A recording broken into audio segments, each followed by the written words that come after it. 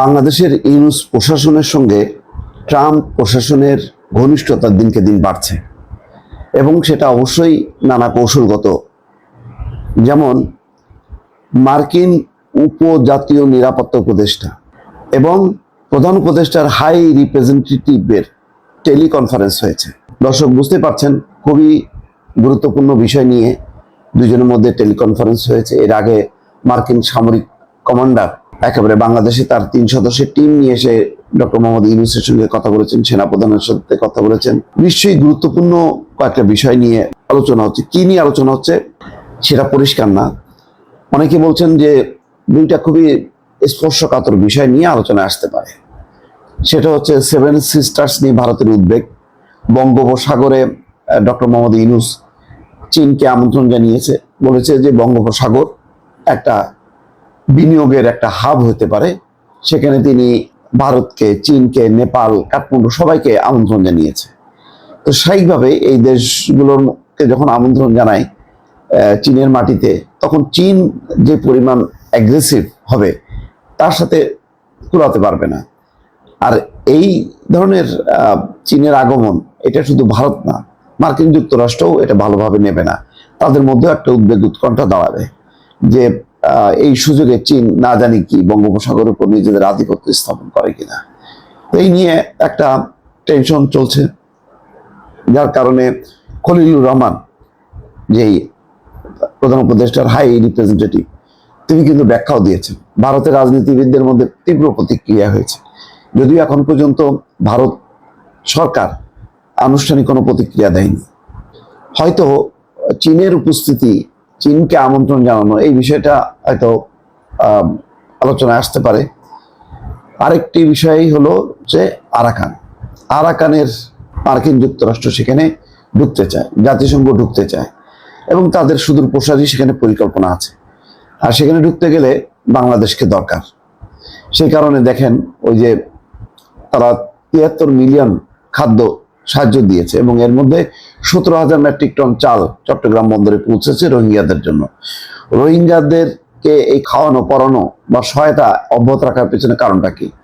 যেখানে বিশ্বব্যাপী ট্রাম্প প্রশাসন সমস্ত দান অনুদান বন্ধ করে দিয়েছে, সেখানে রোহিঙ্গাদেরকে এই দান অনুদান দেওয়ার একটা নিশ্চয়ই কারণ আছে।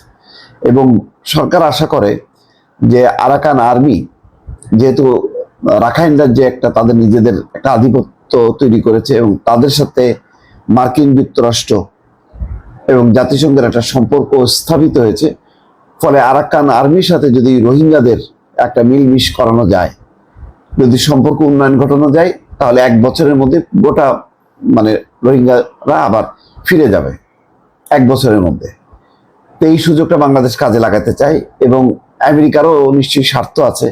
আমেরিকাও এই অঞ্চলে ওই গুরুত্বপূর্ণ পয়েন্টে তাদের নিজস্ব কোনো আধিপত্য নেই।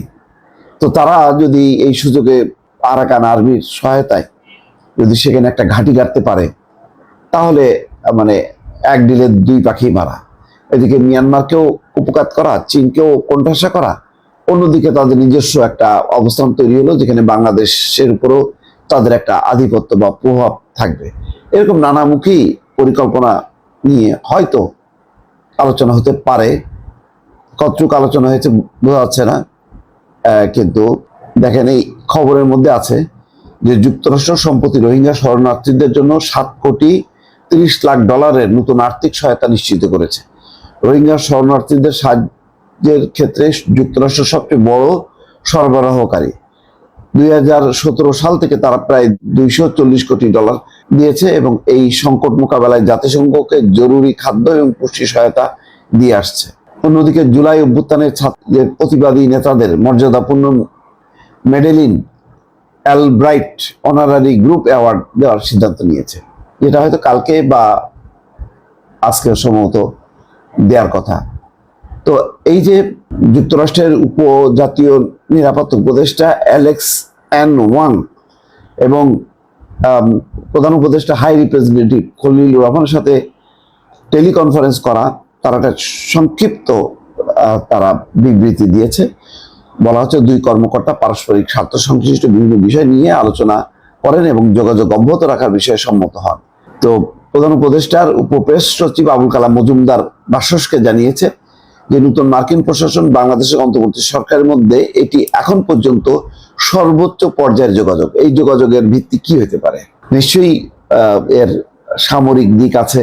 এই অঞ্চলে যে আঞ্চলিক গোষ্ঠীগুলো, দেশগুলো, তাদের যে প্রভাব, সেই প্রভাবের মার্কিন যুক্তরাষ্ট্র তাদের অবস্থানটা কোথায়, তারা কি চায়, এই বিষয়গুলো নিয়ে নিশ্চয়ই আলাপ আলোচনা হয়েছে, যাতে বাংলাদেশ কোনোভাবে চীনের খপ্পরে না পড়ে। এই ব্যাপারে ভারতও হয়তো চায় যে আমেরিকা এখানে ইন্টারাপ্ট করুক। সেসব বিষয় নিয়ে আলোচনা হতে পারে। এই বিষয়গুলো পরবর্তী পদক্ষেপ দেখে বোঝা যাবে যে আসলে এই দুই গুরুত্বপূর্ণ ব্যক্তির মধ্যে কি আলোচনা হয়েছিল। দর্শক ভালো থাকবেন, আল্লাহ হাফিজ।